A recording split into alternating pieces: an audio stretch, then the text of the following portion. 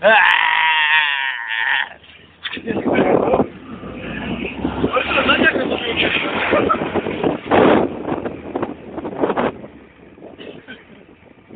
to na YouTube chodzimy.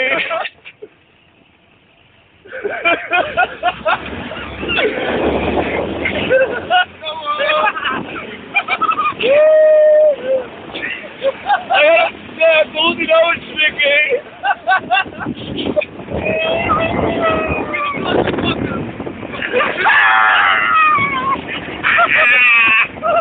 Nie,